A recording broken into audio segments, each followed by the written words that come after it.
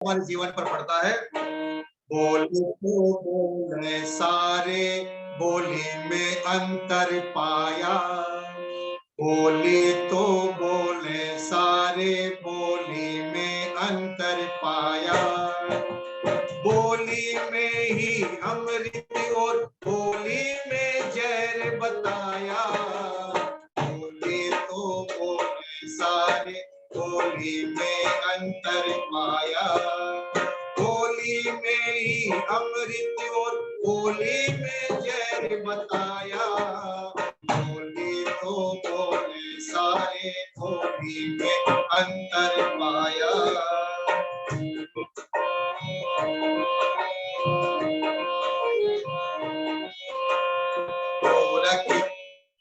मूर्ख ज्ञानी की पहचान, मूर्ख ज्ञानी की सभा बीच पहचान होए बोली से। मूर्ख का अपमान ज्ञान का मान होए बोली से। मूर्ख ज्ञान की सभा बीच पहचान होए बोली से। मूर्ख का अपमान ज्ञान का मान होए बोली से। ऊंची शान होए बोली से, बोली ने बट्टा लगाया। बोले तो बोले सारे, बोली में अंतर पाया। बोली में ही अमृत और बोली में जहर बताया। बोले तो बोले सारे, बोली में। बोली से कोई चुगलखोर पानी में आग लगा दे। चुगलखोर पानी में भी आग लगा देता है। बोली से कोई चुगलखोर पानी में आग लगा दे। बोली से कोई सज्जन जलती आग बुझा दे। बोली ऐसा में बरसा दे, शीतल कर दे काया। तो बोले सारी, बोली में अंतर पाया। बोली में ही अमृत और बोली में जहर बताया। बोले तो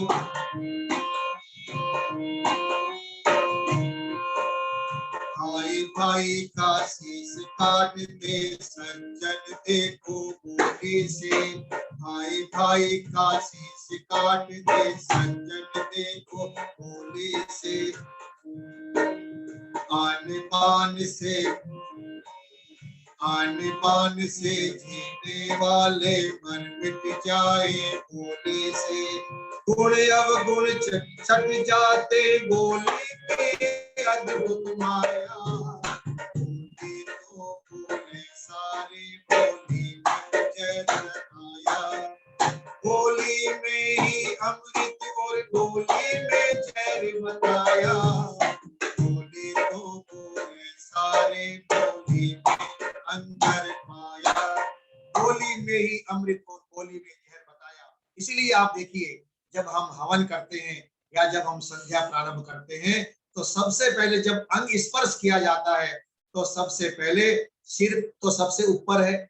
सिर को नहीं किया जाता, आंखों को नहीं किया जाता, नाक को नहीं किया जाता, बल्कि कहाँ किया जाता है? ओम वाक वाक, वांग में आसे अस्तु, वाक ईश्वर मेरी वाणी पवित्र बने। सज्जनों, हमारा जो व्यवहार है इस समाज में, जो जिस समाज में हम रहते हैं, हम चाहे धनवान हो, चाहे हम विद्वान हो, चाहे हम निर्धन हो, कैसे भी हो, लेकिन हमारा व्यवहार हमारी वाणी से परखा जाता है। हमारा आचरण हमारी वाणी से परखा जाता है कि व्यक्ति शिक्षित है या किस प्रकार का व्यवहार, इसका कुल खानदान कैसा है। हमारी कुल परंपरा का ज्ञान यदि कोई कराती है तो हमारी वाणी कराती है। इसलिए अपनी वाणी को हमेशा पवित्र बनाएं, नहीं तो वाणी की कठोरता से, आंखों की अपवित्रता से मनुष्य का पतन हो जाया करता है।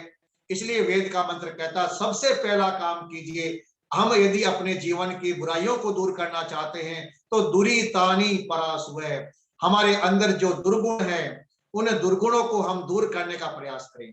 काम, क्रोध, ईर्षा, द्वेष, गलत देखना, गलत सुनना, गलत बोलना, इनसे हम बचें। तभी हमारे जीवन में सुख आएगा। कैसे सुख आएगा? एक छोटा सा दृष्टांत मैं आपके सामने निवेदन कर रहा हूं। एक गांव में कुआं बना हुआ है और बिना मुंडेर का वो कुआं है, और उस कुएं के पास में दो चार कुत्ते आपस में लड़ रहे थे, और लड़ते लड़ते वो कुत्ते कुएं में गिर गए। जब वो कुत्ते कुएं में जाकर के गिर गए तो उनकी मृत्यु हो गई, मर गए सब अंदर जाकर के। तो 2-3 दिन बाद में उस कुएं में से बदबू आने लगी, दुर्गंध आने लगी। तो लोगों ने देखा कि भाई क्या बात है, कुएं में से बड़ी दुर्गंध आ रही है, तो अब इसका उपाय क्या हो, दुर्गंध क्यों आ रही है, कैसे इसका उपाय किया जाए, पीने का पानी है, सारा पानी खराब हो जाएगा। तो गांव में एक परंपरा है कि कोई भी काम करते हैं व्यक्ति तो पंडित जी के पास जाते हैं कि महाराज कोई रास्ता बताइए। तो गांव के लोग गए पंडित जी महाराज के पास में, कहा कि महाराज कुएं में से दुर्गंध बड़ी आ रही है, कोई उपाय ऐसा बताओ कि दुर्गंध दूर हो जाए और ये पानी हम पी सके।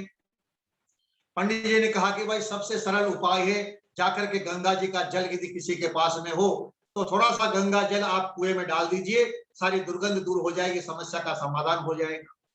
गांव के लोग गए और जिसके पास भी गंगा जल घरों में रहता है, लोग लेकर के आए और गंगा जल ला करके कुएं में डाल दी। लेकिन लोगों ने देखा 2 दिन बाद फिर कहा, देखा तो उसमें से दुर्गंध और ज्यादा आ रही थी।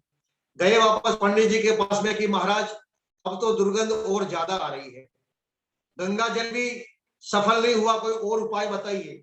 तो पंडित जी ने कहा कि भाई ऐसा कर तो करो, एक दिन 24 घंटे का अखंड रामायण का पाठ कर लेते। एक दिन अखंड रामायण का पाठ करेंगे तो हो सकता समस्या का समाधान हो जाए। गांव के लोगों ने टेंट लगाया और अखंड रामायण का पाठ प्रारंभ कर दिया। अखंड रामायण का पाठ भी हो गया, लेकिन देखा कि दुर्गंध अभी भी दूर नहीं हुई।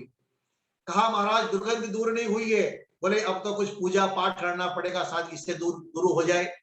पूजा पाठ भी कर लिया लेकिन फिर भी दुर्गंध दूर नहीं हुई।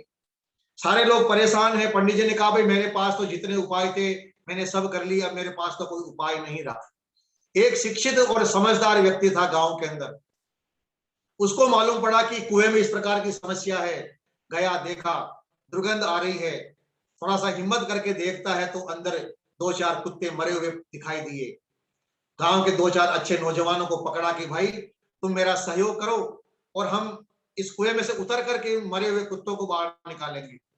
तो गांव के लोग हंसने लगे, बोले यार पंडित जी गांव के सबसे समझदार व्यक्ति हैं, क्या तू इन पंडित जी से भी ज्यादा समझदार हो गया है? पंडित जी ने तो यज्ञ हवन भी करवा लिया, पूजा पाठ भी करवा लिया, रामायण का पाठ करवा लिया, गंगा जल डलवा दिया, फिर भी दुर्गंध दूर नहीं हुई, और तू कुएं में से उतर करके पता नहीं क्या करेगा। उसने कहा कि भाई देखो मैं कुछ करूं ना करूं लेकिन थोड़ा सा मेरा सहयोग कर दो, मैं कुछ करना चाहता हूं, प्रयास करके देखता हूं। तो नौजवान कुछ उसके साथ में कुएं में उतरे और उन्होंने उन मरे हुए कुत्तों को बाहर निकाल दिया। जब वो मरे हुए कुत्ते कुएं से बाहर निकल गए तो 2-3 दिन के बाद में दुर्गंध आना अपने आप बंद हो गई। लोगों ने कहा जी बड़ा चमत्कार हो गया, इसने तो बड़ा चमत्कार कर दिया, जो काम पंडित जी नहीं कर सके वो काम इस व्यक्ति ने कर दिया। तो सज्जनों, जब तक मरे हुए कुत्ते हमारे अंदर पड़े हुए हैं, जब तक ये काम क्रोध ईर्ष्या द्वेष ये हमारे अंदर हैं, तब तक हम चाहे कुछ भी करें, हम रोज संध्या भी करें, रोज हम हवन करें, जितने भी हम मंदिर में जाएं, तीर्थ स्थानों पर जाएं, जब तक ये मन का अंदर का मेल हमारा दूर नहीं होगा, जब तक ये दुर्गुणों को हम दूर नहीं करेंगे, तब तक इस इनसे हमें कोई लाभ प्राप्त नहीं होने वाला है। और भगवान कृष्ण ने तो काम क्रोध और लोभ को नरक का द्वार बताया है। नरक मतलब दुख का दरवाजा है। त्रिविधम नरकस्य द्वारम नाशनम आत्मन, काम है, क्रोध है तथा लोभ है, तस्मात् एतत् त्रयम् त्यजेत्। कहा त्रिविधम नरकस्य द्वारम, ये 3 जो है नरक का द्वार है, काम क्रोध और लोभ। और आप देखेंगे संसार में जितने भी पाप होते हैं, जितने भी दुराचार अनाचार होते हैं, वो सब उन सब के पीछे आपको ये 3 ही कारण नजर आएंगे। या तो कामुकता नजर आएगी, या लोभ नजर आएगा, या क्रोध आपको नजर आएगा। बड़े अच्छे अच्छे विद्वानों को हमने देखा, अच्छे अच्छे जो अपने आप बड़े प्रसिद्ध लोग थे, अच्छे अच्छे शिक्षित लोग काम के वश में हो गए, कोई क्रोध के वश में आ गया, कोई लोभ के वश में आकर के अपने जीवन को नरक बना करके उन्होंने छोड़ दिया। जो कहते थे हमारे इतने शिष्य हैं, आज काम बस होकर के जेलों में पड़े हुए हैं। तो सज्जनों, हमारे अंदर से जो दुर्गुण है, हम उन दुर्गुणों को दूर करने का प्रयास करें। और इसके लिए रोज सोने से पहले 2 मिनट हम आत्मनिरीक्षण करें कि मेरे अंदर किसी के प्रति ईर्ष्या का भाव तो नहीं है, मेरे अंदर अहंकार तो नहीं है। और ये जो ईर्ष्या और अहंकार होता है, ये इतना सूक्ष्म रूप से हमारे अंदर रहता है कि हमने देखा ऐसे बड़े बड़े विद्वान, वो नाराज हो जाते, उनमें ईर्ष्या भाव हो जाता है। कहते जी मेरे को मंच पर नहीं बिठाया, मुझे बोलने का 5 मिनट कम टाइम दिया, मेरे को 2 माला पहनाई, इसको 3 माला पहना दी, मेरा नाम इसके बाद में लिया, मेरे को कुर्सी पर नहीं बिठाया, मेरे को वहां बिठा दिया। इन छोटी छोटी बातों को लेकर के भी वो एकदम से उद्वेजित वो हो जाते, परेशान हो जाते, दुखी हो जाते हैं। तो हम अपने अंदर से अपने आप को देखो, विद्वत्ता की निशानी है, जो व्यक्ति शिक्षित होता है, जो विद्वान होता है, उसकी पहचान यही है कि वो व्यक्ति इन सारी चीजों से ऊपर उठ जाता है। कहते हैं कि ज्ञानस्य पराकाष्ठा वैराग्यम, जो व्यक्ति ज्ञानी होता है, जो व्यक्ति शिक्षित होता है, उसकी पहचान है ज्ञानस्य पराकाष्ठा वैराग्यम, उसमें वैराग्य की भावना आ जाती है। वो ईर्षा, द्वेष, अहंकार, मान सम्मान, इन बातों में उलझता नहीं है, बल्कि इन सब बातों से ऊपर उठ करके अपने जीवन को आगे बढ़ाता है। महर्षि दयानंद जी महाराज के जीवन को जब हम पढ़ते हैं, उनके जीवन में कई कई घटनाएं हमें पढ़ने को मिलती है। काशी में शास्त्रार्थ था, काशी के सारे पंडित वहां इकट्ठे थे, और धोखे से महर्षि दयानंद जी महाराज को एक घोषणा करवा दी कि स्वामी दयानंद तो हार गए हैं। स्वामी जी के खिलाफ में लोगों ने नारेबाजी करना शुरू कर दिया, लोगों ने पत्थर फेंकना शुरू कर दिया, लोगों ने स्वामी दयानंद का अपमान किया भरी सभा के अंदर, पूरे शहर के बीच में। लेकिन स्वामी दयानंद जी महाराज आते हैं अपने अपने कुटिया पर, और आराम से आकर के टहलते हैं और अपना काम शुरू कर देते हैं। जब वो लोग आए, दूसरे लोग, उनके शिष्य आए, देखा कि स्वामी जी ने एक बार भी जो उनका अपमान हुआ है उसके बारे में उन्होंने कोई जिक्र नहीं किया। तो बड़ा आश्चर्य हुआ कि अभी तो इनका भरी सभा में इतना अपमान हुआ, इन पर लोगों ने पत्थर फेंके, इनको लोगों ने गालियां दी, इतना अपमान किया, और अब इनके चेहरे पर कोई शिकन तक भी नहीं है। तो ऐसा हमारा जीवन बने कि मान सम्मान इन सब से हम ऊपर उठे। तो सज्जनों, दुख का पहला कारण है दुर्गुण, और दुख का दूसरा कारण है दुर्व्यसन। दुर्व्यसन यदि हमारे जीवन में होगा, शराब, मांस, अंडा, ये गलत खान पान यदि हमारे जीवन में होगा, तो भी हमारे जीवन में दुख आएगा ही आएगा। इसलिए ये वेद का मंत्र कहता है दुरितानी परासुय, कि हे मनुष्यों, अपने जीवन के दुर्गुणों को, अपने जीवन में दुर्व्यसनों को आप दूर करना प्रारंभ कर दीजिए, तो हमारे जीवन में दुख आना अपने आप ही बंद हो जाएंगे और हमारा जीवन सुखी हो जाएगा। और कहा यद भद्रम तन्न आसु है, भद्र देखो, यहाँ बड़ी विशेषता है वेद की, यहाँ दुरितानी है बहुवचन, कि बुराइयां हमारे अंदर पता नहीं कितनी है। तो हम कहते हैं प्रभु मेरी तो सारी बुराइयों को आप दूर कीजिए, और भद्रम एक अच्छाई मुझे दे दीजिए।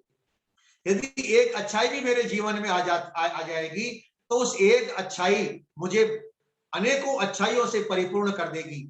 एक दीपक जब जलता है तो वो अंधेरे को दूर कर देता है। एक चोर, जिसको चोरी करने की आदत थी, प्रतिदिन वो चोरी करता था। लोगों ने कहा कि भाई संत आए हुए हैं, महाराज आए हुए हैं, विद्वान आए हुए हैं, तुम्हें भी उनका प्रवचन सुनना चाहिए। तो वो कहता भाई मैं प्रवचन वगैरह, मुझे इसमें रुचि नहीं है, मेरा तो काम ही चोरी करने का है और मेरा धंधा यही चोरी करने का है। यदि मैं चोरी नहीं करूंगा तो मेरी आजीविका का क्या होगा, मेरा जीवन यापन कैसे होगा। तो लोगों ने कहा ऐसा करो, तुम एक बार सत्संग में चलो। वो चोर को लोग जबरदस्ती सत्संग में लेकर के गए। तो संत ने समझाया कि भाई तुम्हें चोरी नहीं करनी चाहिए। तो उसने कहा महाराज आप मुझे और सब कुछ शिक्षा दे दो, लेकिन ये मत कहो कि मुझे चोरी नहीं करनी, क्योंकि यही तो मेरा व्यवसाय है। और अब तो मेरा अभ्यास ऐसा हो गया है कि जब तक चोरी न करूं न, तब तक हाथों में खुजली सी होती है। मेरी आदत हो गई है, चोरी किए बिना मैं रह नहीं सकता। तो संत ने कहा चलो ऐसा करो, तुम चोरी को रोज करना, लेकिन एक काम करना, बस एक काम। महाराज हाँ, चोरी के अलावा सब कुछ मैं करने को तैयार हूं। बोले तुम चोरी तो खूब करना, लेकिन एक काम करना, बस आज से तुम झूठ मत बोलना। तुम सत्य बोलना, सच बोलना, झूठ मत बोलना। बोले महाराज इसमें कौन सी बड़ी बात है, आज से मैं हमेशा सच ही बोलूंगा, मैं झूठ नहीं बोलूंगा, लेकिन चोरी छोड़ूंगा। बोले चोरी मत छोड़ना, कोई बात। 2-3 दिन बाद में चोर के हाथ में फिर खुजली हुई, गया पड़ोस के गांव में, जाकर के घर में चोरी कर ली। लोगों को पता चला घर में चोरी हो गई, चोरी हो गई। तो लोगों ने कहा कि भाई एक बार जरा उससे पूछ लेते कि उसने तो चोरी नहीं करी। तो लोग आए, गांव के लोग, पूछा कि भाई साहब हमारे घर में चोरी हुई है कल रात को, कहीं आपने तो हाथ की सफाई नहीं दिखाई। अब उसने महाराज के सामने संकल्प ले लिया था कि मैं झूठ नहीं बोलूंगा, चोरी तो करूंगा लेकिन झूठ नहीं बोलूंगा। तो उसने कहा कि हाँ भाई साहब मैं झूठ तो नहीं बोल सकता, लेकिन सच कहता हूं कि चोरी तो मैंने ही करी थी। 2-4 दिन बाद में फिर ऐसे ही करी। फिर लोगों ने पूछा तो फिर उसको हाँ भरनी पड़ी। तो समझ गया कि महाराज ने मेरे को तो फंसा दिया है। एक अच्छाई मेरे जीवन में आ गई, एक अच्छा गुण मेरे जीवन में आ जाता है सज्जनों, तो एक अच्छे गुण से मनुष्य के जीवन में उन्नति होती चली जाती है, मनुष्य अपने जीवन में आगे बढ़ता चला जाता है। तो वेद का ये मंत्र कहता, वेद की शिक्षा ये कहती है कि यदि हम अपने जीवन में दुखों से दूर होना चाहते हैं, अपने जीवन को हम सुखी बनाना चाहते हैं, तो हम अपने अंदर जो दुर्गुण है उन दुर्गुणों को हम दूर करें, जो दुर्व्यसन है उन दुर्व्यसनों को दूर करें। हम स्वयं जान अपना आत्मनिरीक्षण करें। कोई हमें कोई कहे ना कहे, लेकिन देखिए आज का समय क्या है कि हम दूसरों की बुराइयों को ढूंढते हैं, इसमें ये कमी है, इसमें ये कमी है, और उनको हम कहते हैं तेरे में ये कमी, तेरे में ये कमी। अब आप देखिए, जब हम दूसरों को ऐसा इशारा करते हैं उंगली का, ये तर्जनी अंगुली का जब हम इशारा करते हैं तू ऐसा तू ऐसा, तो ये 3 उंगलियां हमारी तरफ कहती है तू कैसा तू कैसा तू कैसा। अरे भाई जरा अपनी ओर तो देखो कि हम कैसे हैं। हम दूसरों को सुधार नहीं सकते हैं, लेकिन हम अपने आप को सुधार सकते हैं। इसलिए अपने आप को निरंतर सुधारने की प्रक्रिया निरंतर चलती रहनी चाहिए। इसलिए हमारे ऋषियों ने विधान किया कि दोनों समय सुबह और शाम परमात्मा की भक्ति करनी चाहिए, उपासना करनी चाहिए, संध्या करनी चाहिए, जिससे कि हम आत्मनिरीक्षण कर सकें कि मेरे से कोई पाप तो न हुआ हो। इसलिए वेद का एक बड़ा मंत्र है, वेद का संदेश है कि हम अपने दुर्गुणों को और दुर्व्यसन, शराब, मांस, अंडा, जो गलत खान पान हमारा होता जा रहा है, आप देखिए जितने भी लोग दुर्व्यसनों में फंसे हुए हैं, वो हर व्यक्ति आपको बीमार नजर आएगा। हर व्यक्ति के घर में, परिवार में परेशानियां और दुख और क्लेश नजर आएंगे। ये क्लेश क्या भगवान ने पैदा किए? क्या क्लेश किसी देवता का दोष आ गया? क्या शनि ग्रह राहु केतु का दोष आ गया? दोष किसका है? दोष हमारा है। अरे न राहु दोष करता है, न शनि दोष करता है, न कोई ग्रह दोष करता है, मेरे भाई दोष तो हमारे हैं। और जब हम अपने दोषों को दूर कर लेंगे तो हम सुखी हो जाएंगे। तो अपने जीवन को सुखी बनाना है, तो वेद का यह संदेश है कि हम चलें, अपने जीवन को हम पवित्र बना। हम हवन भी करते हैं, अंगों का स्पर्श करते हैं, संध्या करते हैं तो अंगों का स्पर्श करते हैं। अरे परमात्मा सुंदर, कान से हम अच्छा सुने, आंखों से हम अच्छा देखें, वाणी से हम अच्छा बोले, ये 2 हाथ दिए हैं पुरुषार्थ करने के लिए, इनसे हम शुभ और श्रेय कर्म करें। फिर देखिए आपके जीवन में सुख आता है या नहीं आता। इसलिए जो जीवन हमें प्रभु ने दिया है, उस जीवन से हम अच्छे कर्म करते चले। और परमात्मा ने जो इतना सुंदर शरीर हमको बना करके दिया, इतना सुंदर जीवन हमें दिया है, इस जीवन को हम सफल बनाएं। आइए गीत सुनाता हुआ, एक भजन सुनाता हुआ, क्योंकि समय 9 बज चुके हैं, कार्यक्रम का यह समय का समापन होगा। और कार्यक्रम के समापन के बाद में हमारे आदरणीय इस कार्यक्रम के संयोजक और जो आप और हम सबको जोड़ते हैं, आदरणीय श्री लखनलाल जी आर्य, वो आपसे आपके विचार भी मेरे इस कार्यक्रम के बाद में आपके विचार भी सुनेंगे। तो आप भी अपने विचारों से सबको अवगत कराएं, जैसा भी आपको समय मिलेगा, समय दिया जाएगा। आइए एक छोटा सा गीत, कि हमको जो परमात्मा ने जीवन दिया है, फिर दिया है, इसका हम सदुपयोग करते हुए चले।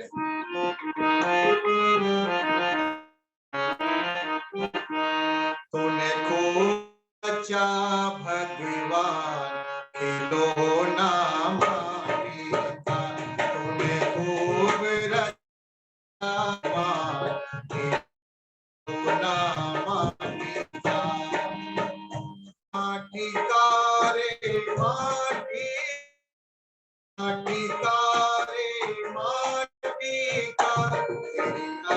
जब मेरा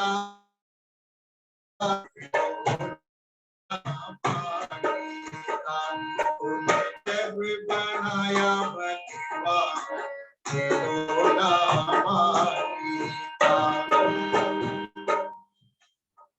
कान दिए प्रभु भजन दिए प्रभु भजन से कर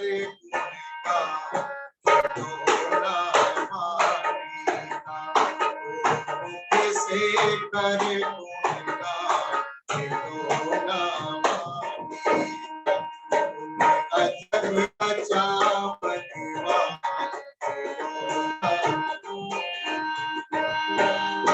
जीवानी भजन करने को जीवानी प्रभु भजन करने को आके कर पहचान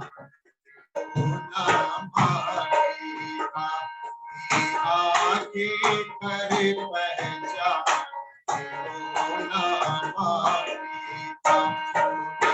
जब बनाया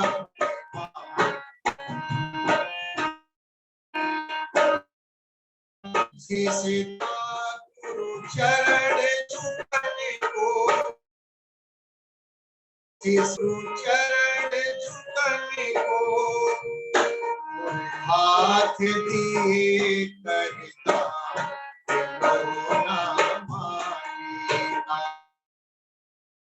हाथ दिए करता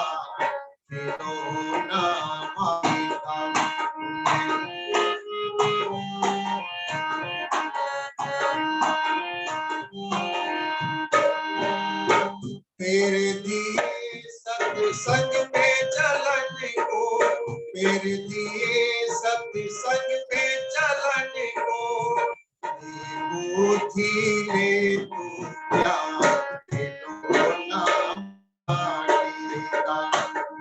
बुद्धि ले तू ज्ञान जब रचा प्रतिमा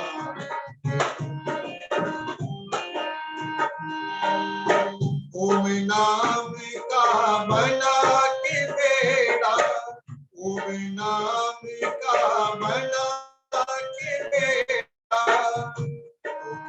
तेरो भव से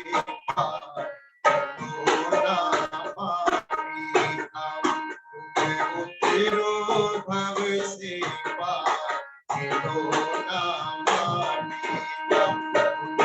जब रचा